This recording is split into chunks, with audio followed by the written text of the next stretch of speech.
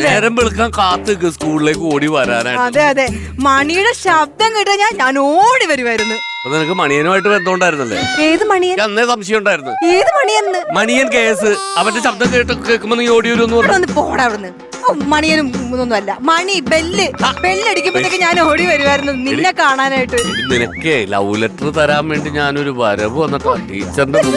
എനിക്ക് ഓർമ്മയുണ്ട്, മറ്റേ മലയാളം ടീച്ചർ പിടിച്ചതല്ലേ, ഉഷ ടീച്ചർ. എന്റെ പൊന്നെ, എന്നിട്ട് ആ ടീച്ചർ നിന്നെ എന്തോരം തല്ലിയല്ലേ. എന്റെ പാട് ഇപ്പോഴും എന്റെ കാലുമല്ലുണ്ട്, പോയിട്ടില്ല. ശരിക്കും പറഞ്ഞ ആ ടീച്ചർ നിന്നോട് ഇത്തിരി കുശുമ്പായിരുന്നു. എനിക്ക് കുശിമ്പോട്ടൊന്നുമില്ല. ടീച്ചർ ആ ലവ് ലെറ്റർ വായിച്ചു നോക്കി, എന്നിട്ട് പറഞ്ഞു ഞാൻ എന്തിനാടാ നിന്നെയൊക്കെ മലയാളം പഠിപ്പിക്കുന്നത്. അക്ഷര തെറ്റായിരുന്നു.